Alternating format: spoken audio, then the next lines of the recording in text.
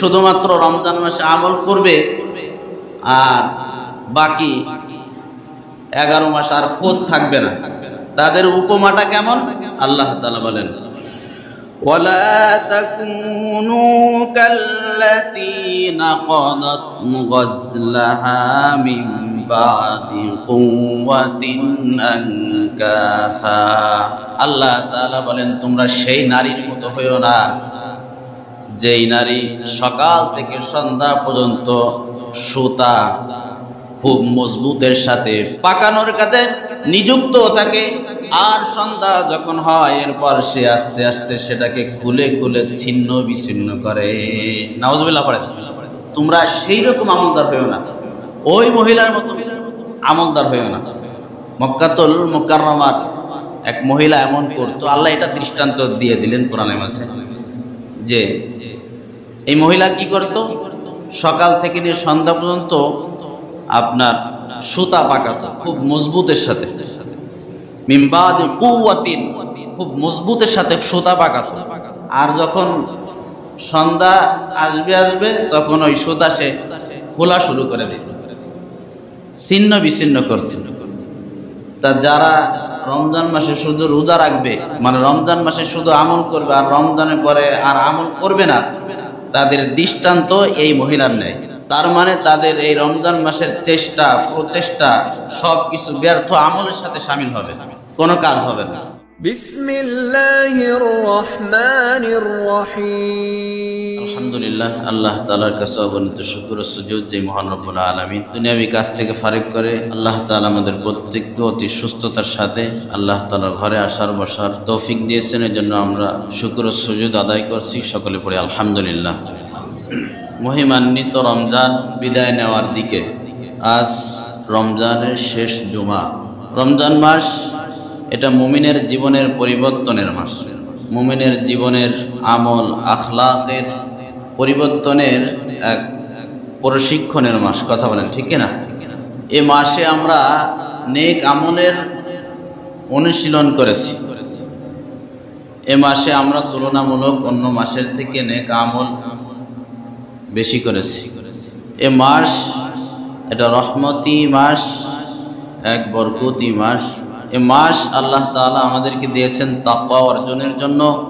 এই মাসের আমলের প্রশিক্ষণের মাধ্যমে বাকি 11টি মাস আমরা কিভাবে নিজেদের জীবনকে অতিবাহিত করব, আল্লাহ তাআলা এজন্য আমাদেরকে রমজান মাস দিয়েছেন। কথা বলেন ঠিক কিনা? আমরা রমজান মাসে যেমন আমল করেছি, মুমিনের জন্য উচিত পরবর্তী 11টি মাস এই আমলের ধারাবাহিকতা ঠিক রাখা। এটা মুমিনের জন্য আবশ্যক, এটা মুমিনের জন্য অপরিহার্য। সুবহানাল্লাহ পড়েন।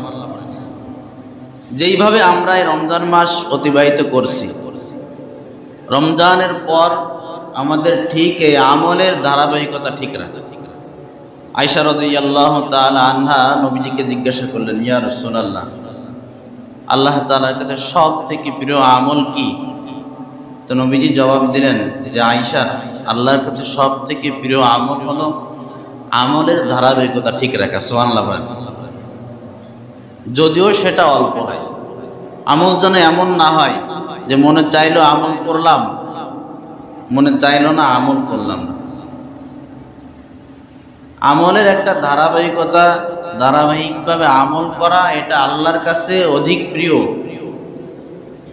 যদিও সে আমলটা অল্প হয়। এজন্য আমাদের জীবনে আমলের ধারাবাহিকতা থাকার দরকার। অনেককে তো এমনও দেখা যাবে যে রমজান মাসে আমল করতেছে, কিন্তু রমজান মাস বিদায় নিছে, তো আমলের থেকে আল্লাহর গোলামও বিদায় নিছে। এই শ্রেণীর মানুষ কি আমাদের সমাজে আছে? কম নাকি বেশি? কম। কম কোন কারণ? বুঝে পেয়েছেন আপনি? আমি তো বুঝে কর নাই।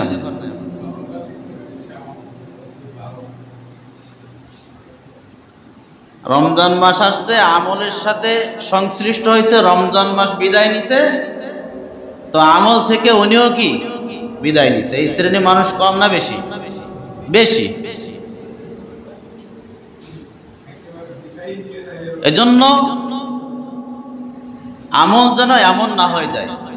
তাহলে তো বোঝা যায় যে শুধুমাত্র আমলের জন্য আল্লাহ রমজান মাসকে নির্দিষ্ট করেছেন। আসলে বিষয়টি কেমন? আল্লাহ তাআলা বলেন, ওমা খালাকাতুল জিন্না ওয়াল ইনসা ইল্লা লিয়াবুদুন। আল্লাহ রাব্বুল আলামিন বলেন, আমি মানব জাতিদেরকে আর দানব জাতিদেরকে অর্থাৎ মানুষদেরকে আর জিন জাতিদেরকে একমাত্র আমার দাসত্ব আর গোলামি করার জন্য সৃষ্টি করেছি। সুবহানাল্লাহ বলেন। এটা শুধুমাত্র রমজান মাসের জন্য নয়, শুধুমাত্র শাওয়াল মাসের 6 রোজা রাখার জন্য নয়। আল্লাহ রাব্বুল আলামিন বলেন, ওয়াবুদু রাব্বাকা হাত্তা ইয়াতিয়াকাল ইয়াকিন। ও আমার গোলামেরা, তোমরা ইবাদত করবা তোমাদের মৃত্যু আসার আগ পর্যন্ত। সুবহানাল্লাহ পড়েন। তার মানে ইবাদত করতে হবে শুধু রমজান মাসে নাকি আমাদের মৃত্যুর আগ পর্যন্ত? রমজান চলে গেলে যেন আড়াই যায় না, আর যারা আড়াই যাবে তারা এখনো আসেনি, যারা আড়াবে না তারা চলে আসছে। এটাও বাস্তব। রমজানের পরে যারা হারাবে, রমজান হারায় যাওয়ার পর তারা এখনো আসেনি, তারা আসে একদম শেষে। ঘড়ি আছে তো সবার কাছে।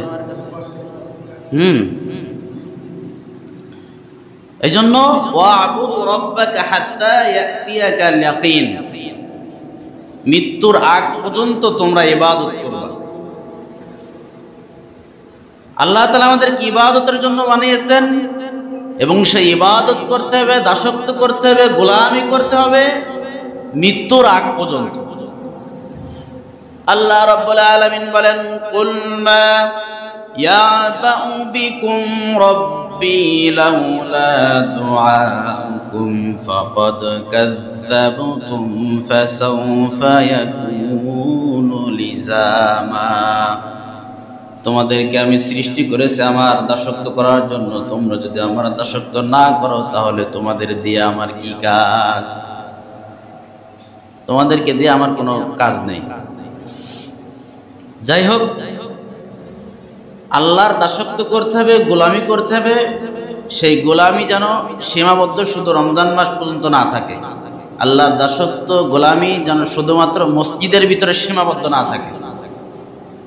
আল্লাহর দাসত্ব গোলামি মৃত্যুর আগ পর্যন্ত থাকবে এবং আল্লাহর দাসত্ব গোলামি সর্বক্ষণ থাকবে, সব জায়গা থাকবে।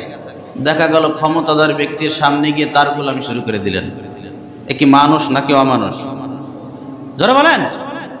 মিয়া আল্লাহর গোলামি করবেন, আল্লাহর দাসত্ব করবেন সব জায়গায়, সব জায়গায় নবীদের মতো, সাহাবীদের মতো। কে ক্ষমতাশীল আর কে ক্ষমতাহীন, কার গায়ে শক্তি আছে কার গায়ে শক্তি নেই, কে কোন বংশে, দেখার আমার সময় নেই। দাসত্ব করতেছে যে আল্লাহর, সেই আল্লাহর ক্ষমতা সারা পৃথিবী, সারা বিশ্বে, সব জায়গায় ক্ষমতা। এই জন্য তার দাসত্ব চলবে সব জায়গায়। কথা বলেন ঠিক কিনা? পারবেন তো ইনশাল্লাহ? না, এই ঠিক পর্যন্ত শেষ। এজন্য আমাদের এই আমলের ধারাবাহিকতা ঠিক রাখা। রমজান মাসে আমরা যেমন আমল করতেছি, বেশি বেশি আমল করতেছি, এই ধারাবাহিকতা 11টি মাস আমাদেরকে বজিয়ে রাখতে। আর যারা এমন যে শুধুমাত্র রমজান মাসে আমল করবে আর বাকি 11 মাস আর খোঁজ থাকবে না, তাদের উপমাটা কেমন? আল্লাহ তাআলা বলেন, ولا تكونوا كالتي نقضت غزلها من بعد قوة أنكاثا। আল্লাহ তাআলা বলেন, তোমরা সেই নারীর মতো হইও না যেই নারী সকাল থেকে সন্ধ্যা পর্যন্ত সুতা খুব মজবুতের সাথে পাকানোর কাজে নিযুক্ত থাকে, আর সন্ধ্যা যখন হয় এরপর সে আস্তে আস্তে সেটাকে খুলে খুলে ছিন্ন বিচ্ছিন্ন করে। নাউজুবিল্লাহ পড়ে। তোমরা সেই রকম আমলদার হইও না, ওই মহিলার মতো আমলদার হইও না। মক্কাতুল মুকাররমার এক মহিলা এমন করতো, আল্লাহ এটা দৃষ্টান্ত দিয়ে দিলেন কোরআনের মাঝে, যে এই মহিলা কি করত, সকাল থেকে নিয়ে সন্ধ্যা পর্যন্ত আপনার সুতা পাকাতো খুব মজবুতের সাথে, মিম্বাদ কুওয়াতিন, খুব মজবুতের সাথে সুতা পাকাতো। আর যখন সন্ধ্যা আসবে তখন ওই সুতা সে খোলা শুরু করে দিত, ছিন্ন বিচ্ছিন্ন করছিল। তা যারা রমজান মাসে শুধু রোজা রাখবে, মানে রমজান মাসে শুধু আমল করবে আর রমজানের পরে আর আমল করবে না, তাদের দৃষ্টান্ত এই মহিলার নেয়। তার মানে তাদের এই রমজান মাসের চেষ্টা প্রচেষ্টা সবকিছু ব্যর্থ আমলের সাথে শামিল হবে, কোনো কাজ হবে না। কথা কি আপনারা বুঝতে পারছেন? এই জন্য তোমরা তোমাদের আমলের দৃষ্টান্ত ওই মহিলার ন্যায় তোমরা করো না। এই জন্য আমাদের আমলের ধারাবাহিকতা ঠিক রাখবো। আমরা রমজান মাসে মিথ্যা কথা ছেড়ে দিয়েছি, রমজান মাসে আমরা গুনাহের কাজ ছেড়ে দিয়েছি, রমজান মাসে আমরা গীবত ছেড়ে দিয়েছি, রমজান মাসে আমরা তেলাওয়াত করছি, রমজান মাসে আমরা অন্যান্য জিকির আজগার করছি বেশি। এই জন্য এই যে আমলের মাঝে আমরা নিজেদেরকে নিযুক্ত করেছি, এই আমলের ধারাবাহিকতা আমরা একদম 11 মাস পর্যন্ত রাখবো। আবার পারা যাবে তো ইনশাল্লাহ? আমলের উপরে, ইমানের উপরে দৃঢ়তা থাকা, আমলের উপরে ইমানের উপরে দৃঢ়তা থাকা, এটা আল্লাহ তাআলার নির্দেশ। এজন্য আল্লাহ আমাদেরকে হিদায়াত দিয়েছেন, আল্লাহ আমাদেরকে আমল করার তৌফিকও দিয়েছেন, আমরা আমলও করতেছি, এটার উপরে দৃঢ়তা থাকে। এই আমলের উপরে দৃঢ়তা থাকার জন্য আমি আপনাদেরকে আজকে 7টি সহায়ক আমল হিসাবে বর্ণনা করব। এই আমলের উপরে নিজেদেরকে ইমানের উপরে দৃঢ় রাখার জন্য 7টি সহায়ক আমল। 1, বেশি বেশি করে আল্লাহ তাআলার কাছে দোয়া করা, বেশি বেশি করে আল্লাহ তাআলার কাছে দোয়া করা। দোয়া এমন এক পাওয়ারের নাম, যে দোয়া মানুষদেরকে সর্বপ্রকার অনৈতিক কাজ থেকে একমাত্র দোয়াকারী ব্যক্তিকে হেফাজত করতে পারে। সুবহানাল্লাহ। এই জন্য বেশি বেশি করে দোয়া করা আল্লাহ। এই জন্য আল্লাহ রাব্বুল আলামিন কোরআনুল কারীমের মাঝে মুমিনদেরকে শিখিয়ে দিলেন, ও আমার মুমিনেরা, তোমরা ঈমানের উপরে আমলের উপরে দৃঢ় থাকার জন্য আমি আল্লাহ তাআলার কাছে দোয়া করো। সবাই পড়েন, রব্বানা লা তুযিগ কুলুবানা বা'দা ইয হাদাইতানা ওয়া হাব লানা মিন লাদুনকা রাহমাহ ইন্নাকা আনতাল ওয়াহ্হাব। রব্বানা, হে আমাদের প্রতিপালক, লা তুযিগ কুলুবানা বা'দা ইয হাদাইতানা, আল্লাহ হেদায়েত দেওয়ার পর, নেক আমলের তৌফিক দেওয়ার পর তুমি আমাদেরকে আবার হেদায়েতের পথ থেকে, নেক আমলের পথ থেকে বিচ্যুতি করো না। সুবহানাল্লাহ পড়েন। যে আল্লাহ, তুমি তো আমাদেরকে হেদায়েত দিয়েছো, আমাদেরকে তো নেক আমল করার মতো তৌফিক দিয়েছো, লা তুযিগ কুলুবানা, এরপর তুমি আমাদেরকে এই পথ থেকে সরিয়ে দিও না আল্লাহ। এই দোয়া আল্লাহর কাছে বেশি বেশি করা। ওয়াহাব লানা মিন লাদুনকা রাহমা, এবং রব্বুল আলামিন তুমি আমাদেরকে তোমার পক্ষ থেকে রহমত দান করে দাও। ইন্নাকা আনতাল ওয়াহ্হাব, আল্লাহ তুমি তো মহান দানদাতা। সুবহানাল্লাহ পড়েন। এই জন্য দেখবেন ইমাম সাহেবরা যখন দোয়া করে, দোয়ার মাঝে এই দোয়াটা অবশ্যই থাকে। আপনাদের অনেকের মুখস্থ থাকতে পারে, এটা কোরআনের আয়াত। রব্বানা লা তুযিগ কুলুবানা বা'দা ইয হাদাইতানা ওয়া হাব লানা মিন লাদুনকা, বলেন ইন্নাকা আনতাল ওয়াহ্হাব। আমলের উপরে, ঈমানের উপরে দৃঢ় থাকার এক শক্তিশালী দোয়া প্রত্যেক নবী করেছেন, সাহাবায়ে কেরাম করেছেন দোয়া। এজন্য এই দোয়া আল্লাহ তাআলা আমাদেরকে শিখিয়ে দিয়েছেন, আমরা এই দোয়া করি। রমজান মাসে আমরা আমলের উপরে আছি না? জোরে বলেন। আমরা হিদায়াতের উপরে আছি, যেন এই অবস্থায় আল্লাহ আমাদেরকে আরো 11টি মাস পর্যন্ত পৌঁছে দেয়।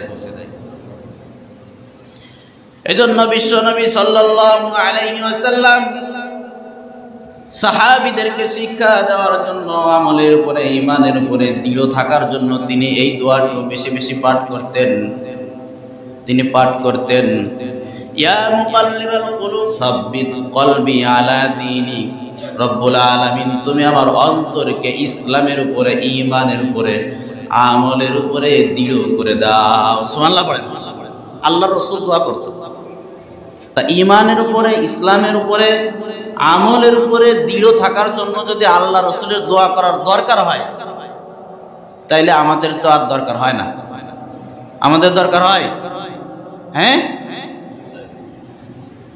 আমাদের আরো বেশি দরকার যে ঈমানের পথ থেকে যেন আল্লাহ পদস্খলন না ঘটায়, আমলের পথ থেকে যেন রোজার পর আবার পদস্খলন না ঘটায়। এই জন্য বেশি বেশি দোয়া করুন, 1 নম্বরে। 2 নম্বরে আল্লাহ রাব্বুল আলামিন বলেন, আমলের ধারাবাহিকতা বজায় রাখার জন্য সহায়ক হিসাবে 2 নম্বর আমল আল্লাহ ভীতি জীবন যাপন পরিচালনা করা, খোদা ভীতি জীবন যাপন পরিচালনা করা। আল্লাহ রাব্বুল আলামিন বলেন, ঈমানদাররা, তোমাদের উপরে খোদা ভীতি অর্জনের জন্য তো আমি আল্লাহ রাব্বুল আলামিন এই রমজান মাসের রোজাকে দান করে দিয়েছি। সুবহানাল্লাহ পড়েন। আল্লাহ তাআলা বলেন, ইয়া আইয়ুহাল্লাযীনা আমানু কুতিবা আলাইকুমুস সিয়ামু কামা কুতিবা আলাল্লাযীনা মিন ক্বাবলিকুম লাআল্লাকুম তাত্তাকুন। ওহে আমার ঈমানদার বান্দারা, আমি আল্লাহ রাব্বুল আলামিন তোমাদের উপরে রমজানের রোজাকে ফরজ করে দিয়েছি, যেমন তোমাদের পূর্ববর্তী লোকদের উপরে রোজাকে ফরজ করে দিয়েছিলাম। কেন দিয়েছিলাম? লাআল্লাকুম তাত্তাকুন, যাতে করে তোমরা খোদা ভীতি অর্জন করতে পারো। সুবহানাল্লাহ পড়েন। এই জন্য আমলের উপরে দৃঢ় থাকার দ্বিতীয় আমল, ঈমানের উপরে দৃঢ় থাকার দ্বিতীয় আমল হচ্ছে খোদা ভীতি অর্জন করা, খোদা ভীতি জীবন যাপন করা। খোদা ভীতি জীবন যাপন করা। দেখেন, আজকে রমজান মাসে খোদা ভীতি জীবন যাপন করছি, কিন্তু রমজানের পর যদি দেখা যায় যে আমি রমজানের আগেও যেমন ছিলাম, রমজান শেষ হয়েছে আমিও পূর্বের ন্যায় হয়েছি, তাহলে আপনাকে বুঝে নিতে হবে যে রমজান মাস আল্লাহ খোদাভীতি অর্জনের জন্য দিয়েছিল, কিন্তু রমজান মাস পেয়ে আমি খোদাভীতি অর্জন করতে পারি নাই। তার মানে 1 মাস যে আমি সিয়াম পালন করেছি এটা নিষ্ফল। আর যদি রমজানের আগে আমি যেমন ছিলাম, রমজান মাসে আমি রোজা রেখেছি, ইবাদত বন্দেগী করেছি, রমজানের পরে আমার জীবনে পরিবর্তন ঘটেছে, তাহলে বুঝতে হবে আপনি একজন সফল রোজাদার। সুবহানাল্লাহ পড়েন। আর যদি আপনার জীবনে কোনো পরিবর্তন না আসে, তাহলে বুঝতে হবে আপনি সফল রোজাদার নয়। এই জন্য খোদাভীতি অর্জন করা, খোদাভীতি জীবন যাপন করা এবং তাকওয়া, খোদাভীতি জীবন যাপন করা একজন মুমিনের, সফল মুমিনের একটা অন্যতম বৈশিষ্ট্য। সুবহানাল্লাহ পড়েন। সফল মুমিনের অন্যতম বৈশিষ্ট্য আছে খোদাভীতি জীবন যাপন করা, আল্লাহ ভীতি জীবন যাপন করা। এটা সফল মুমিনের এক অন্যতম বৈশিষ্ট্য। আল্লাহ রাব্বুল আলামিন বলেন, ইয়া আইয়ুহান নাসু ইন্না খালাকনাকুম মিন যাকারিন ওয়া উনসা ওয়া জাআলনাকুম শুউবান ওয়া ক্বাবাইলা লিতাআরাফু ইন্না আকরামাকুম ইনদাল্লাহি আতকাকুম ইন্নাল্লাহা আলীমুন খাবীর। আল্লাহ তাআলা বলেন, ওহে দুনিয়ার মানুষেরা, আমি আল্লাহ রাব্বুল আলামিন দুনিয়ার সকল মানুষকে এক নারী আর এক পুরুষ থেকে সৃষ্টি করেছি। ওয়াজআলনাকুম শুউবান ওয়া ক্বাবাইলা লিতাআরাফু, আর আমি তোমাদেরকে ভিন্ন ভিন্ন গোত্রে গোত্রে আলাদা করেছি। কেন করেছি জানো? লিতাআরাফু, যাতে করে তোমরা একে অপরের মাঝে অতি সহজে পরিচিত লাভ করতে পারো। সুবহানাল্লাহ পড়েন। আল্লাহ রাব্বুল আলামিন এক নারী এবং এক পুরুষ থেকে সকল মানুষকে সৃষ্টি করলেন, অর্থাৎ আদম আলাইহিস সালাম থেকে বা হাওয়া আলাইহিস সালাম থেকে। এরপর আল্লাহ রাব্বুল আলামিন কাউকে খাটো করেছেন, কাউকে লম্বা করেছেন, কাউকে ফর্সা করেছেন, কাউকে কালো করেছেন, কাউকে ক্ষমতাশীল করেছেন, কাউকে ক্ষমতাহীন করেছেন। আবার আল্লাহ তাআলা কাউকে সুন্দর চেহারা দিয়েছেন, ফর্সা করেছেন, কালো করেছেন। আল্লাহ তাআলা এমন করেছেন কেন জানো? আল্লাহ তাআলা বলেন, আমি কাউকে ধনী করেছি, কাউকে গরিব করেছি। এজন্য করেছি লিতাআরাফু, যাতে করে তোমরা একে অন্যের মাঝে অতি সহজে পরিচিত লাভ করতে পারো। সুবহানাল্লাহ বলেন। এই যে ক্ষমতাহীন আর ক্ষমতাশীল, কালো ফর্সা, উঁচু লম্বা, আল্লাহ এটা কেন করেছেন? কাউকে ধনী করেছেন, কাউকে গরিব করেছেন। এটা অহংকারের জন্য না ভাই, এটা অহংকার করার জন্য আল্লাহ এমনটি করেননি, গৌরব করার জন্য আল্লাহ এমনটি করেননি। আল্লাহ করছেন পরিচিতি লাভ করার জন্য। তার কারণ, আল্লাহ যদি সকলকে সমান বানাইতেন, সকলকে সমান ক্ষমতার অধিকারী, সকলকে সমান চেহারার অধিকারী, সকলকে এক বংশীয় বানাইতেন, কাউকে শেখ বংশে বানাইছে, কাউকে আল্লাহ মোল্লা বংশে বানাইছে, কাউকে এরকম বিভিন্ন বংশে বানাইছেন। কেন? লিতাআরাফু, পরিচিতি লাভ করার জন্য। যদি সকলে এক বংশের হতো, এক চেহারার হতো, তাহলে একে অন্যের পরিচয় লাভ করা কঠিন হয়ে যেত। কথা বলেন ঠিক কিনা? এইভাবে এই যে পরিচিতি একটা মানুষের, আমাকে আপনারা নামে চিনেন না, কিন্তু যখন বলা হবে যে শাহী মসজিদের ইমাম, তখন অনেকে চিনে ফেলবেন। কথা বলেন ঠিক কিনা? ওই যে কালো মতো একটা করে লোক ওইখানে ব্যবসা করে, কালো মতো করে লম্বা একটা লোক, এটা পরিচিতি লাভের জন্য। কথাকে আমি আপনাদেরকে বোঝাইতে পারছি? এটা শেখ বংশের ওই লোকটা, মোল্লা বংশের ওই লোকটা, আল্লাহ একে অপরের সাথে সুন্দরভাবে সহজভাবে যাতে মানুষ চেনে, এই পরিচিতি লাভের জন্য আল্লাহ বিভিন্ন কোয়ালিটির বিভিন্ন বংশের আল্লাহ তাআলা বানিয়েছে। অথচ আমরা আমি গাজী বংশের লোক চিনিস, আমি মোল্লা বংশের লোক চিনিস না, এটার জন্য তো আল্লাহ এরকম বংশ মর্যাদা দেননি। তো যাই হোক, এমনটি আল্লাহ উঁচু লম্বা যাই হোক যত ভিন্নতা আছে পরিচিতি লাভের জন্য আল্লাহ বানিয়েছে। এবার আসেন, আল্লাহ তাআলা বলেন, ইন্না আকরামাকুম ইনদাল্লাহি আতকাকুম ইন্নাল্লাহা আলীমুন খাবীর। আল্লাহ তাআলা বলেন, আমি আল্লাহ তাআলার কাছে সে তত বেশি সম্মানিত হবে যার ভিতরে যত বেশি আল্লাহ ভীতি জীবন পরিচালনা করবে। সুবহানাল্লাহ বলেন। এই জন্য ওটা সম্মান অসম্মানের মানদণ্ড না, আল্লাহর কাছে সম্মান অসম্মানের মানদণ্ড খোদা ভীতি। আল্লাহ ভীতি জীবন যাপন করা, এটা মুমিনের অন্যতম বৈশিষ্ট্য। পারা যাবে তো ইনশাআল্লাহ? আল্লাহকে ভয় করে চলা। রমজান মাসে আল্লাহকে যেমন ভয় করছেন, কত যুবক ভাইয়েরা কয় রমজান মাসে ফেসবুক চালাবো না, রমজান মাসে ইউটিউব চালাবো না, এগুলো করা যাবে না। এটা কি শুধু রমজান মাসের জন্য সীমাবদ্ধ? গুনাহের কাজ থেকে পবিত্র রাখতে হবে, পবিত্র থাকতে হবে রমজান মাস।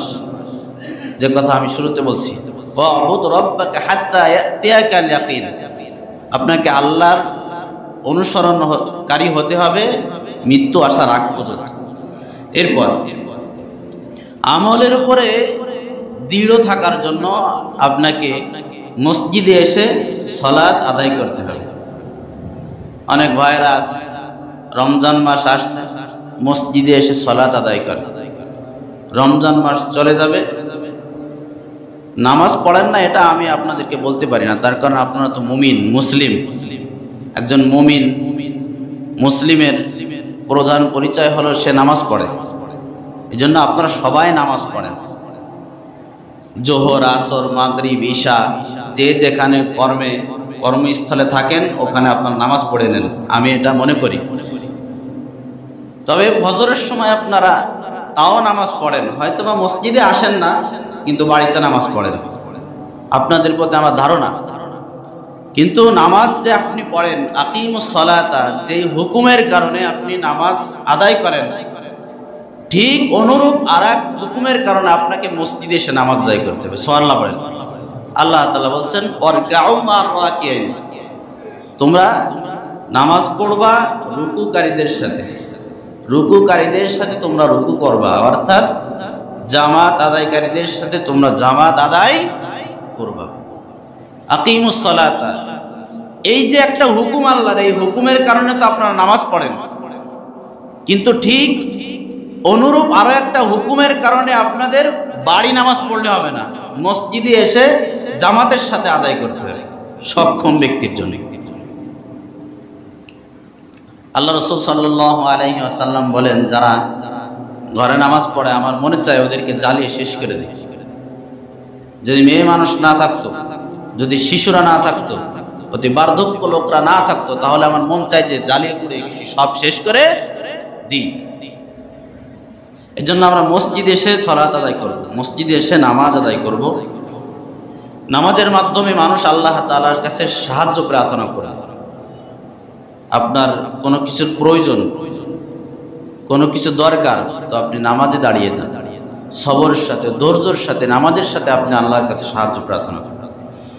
আল্লাহ তাআলা বলেন, ইয়া আইয়ুহাল্লাযীনা আমানুস্তাঈনু বিস-সাবরি ওয়াস-সালাহ ইন্নাল্লাহা মা'আস-সাবিরিন। ওহে আমার ঈমানদাররা, তোমাদের যখন যা কিছু প্রয়োজন দেখা দেয়, তখন তোমরা তাই সেটাকে নামাজের মাধ্যমে এবং ধৈর্যের মাধ্যমে আমি আল্লাহ তাআলার কাছে সাহায্য প্রার্থনা করো। সুবহানাল্লাহ বলেন। ইন্নাল্লাহা মা'আস-সাবিরিন, আমি আল্লাহ সবরকারীদের সাথে সর্বক্ষণ আছি। এরপর 4 নম্বরে, রমজান মাসে আমরা বেশি বেশি কোরআন চর্চা করেছি। অনেক মা বোনেরা 3-4 খতম পড়ে ফেলছে, কি পড়ছে ওনারা জানে। যাই হোক, আমাদের যুবক ভাইয়েরা, মুরব্বী বাবারা অনেক কোরআন খতম আপনারা করেন, বিশেষ করে রমজান মাসে। কথা বলেন, আছে না নাই? কোরআন অধ্যয়ন করেন, এটা অব্যাহত রাখা, এটা জারি রাখা। শুধুমাত্র রমজানকে কেন্দ্র করে এমনটি করতে হবে তা নয়, এটা অব্যাহত রাখা, এটা জারি রাখা। এই কোরআন যেন এক পরিত্যক্ত বস্তুতে পরিণত না করা। রমজান মাস চলে গেলে আমাদের কোরআন এমন একটা জায়গা রেখে দিই, তেলাপোকায় কাটলো, ময়লা পড়লো, এটা দেখার সময় নেই। কথা বলেন, আছে না নাই? এমনকি এই কোরআনের ঘরের ভিতরে জায়গা হয় না, কোরআন মসজিদে পাঠায় দেয়। কথা বলেন, আছে না নাই? কোটি কোটি টাকা দিয়ে, লক্ষ লক্ষ টাকা দিয়ে আপনি ঘর বানাইলেন, আর একটা কোরআন রাখার জায়গা আপনার ঘরে হচ্ছে না। টিভিটা তো খুব সুন্দর মতন জায়গা রাখছে, কোরআনটা ঘর থেকে বের করে মুসলমান মসজিদে এনে রেখে যায়। আবার এমন কোরআনও দেয়, আল্লাহু আকবার। খবরদার, আমি যদি সামনে কোনোদিন দেখি যে এমন কোরআন মসজিদে রাখতে গেছেন, যে কোরআন ছিঁড়ে গেছে, পড়ার অযোগ্য হয়েছে, নষ্ট হয়ে গেছে, এসে মসজিদে এনে রেখে দিয়ে যাবে, এটা কোন ধরনের ব্যবহার? নষ্ট কোরআন যেটা ছিঁড়ে গেছে, পড়ার অযোগ্য হয়ে গেছে, এইগুলা এনে এনে এনে এনে এনে মসজিদে দিয়ে যায়। এই কোরআন পরিত্যক্ত বস্তুতে পরিণত আমরা না করি। সাহাবায়ে কেরাম, নবীজি, পরবর্তী মনীষী যারা ছিল, তারা সর্বক্ষণ কোরআন তেলাওয়াত করছে, রমজানে অধিক পরিমাণে করছেন, এবং রমজানের পরেও তারা এই কোরআন তেলাওয়াত, কোরআন চর্চায়, কোরআনের জ্ঞান অর্জনে অব্যাহত রাখছে। এমনকি আল্লাহর হাবিব সাল্লাল্লাহু আলাইহি ওয়াসাল্লাম বলেন,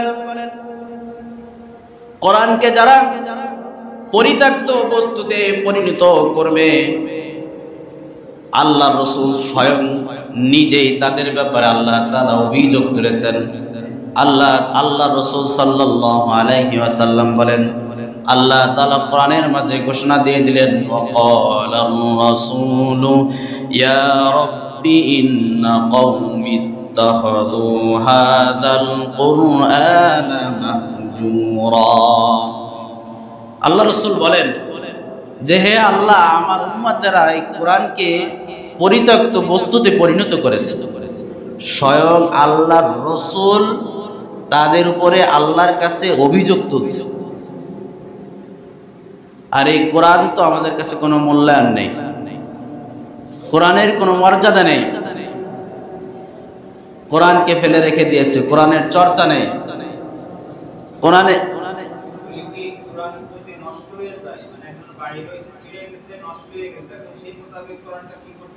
আচ্ছা, সেই মোতাবেক কোরআনটা কে কি করবেন ওটা বলে দিছি। সেই মোতাবেক কোরআনটা মসজিদে আনা যাবে না, ঠিক আছে? সেই মোতাবেক কোরআনটা আপনারা কি করবেন, মাটির সুন্দর পবিত্র জায়গা, যেই জায়গা কেউ পাড়াবে না, গরু বছর যাবে না, এমন একটা জায়গা আপনারা সুন্দর করে পুঁতে রাখবেন। কথা বুঝতে পারছেন? পুঁতে রাখবেন, বাস, এটাই উত্তম সমাধান।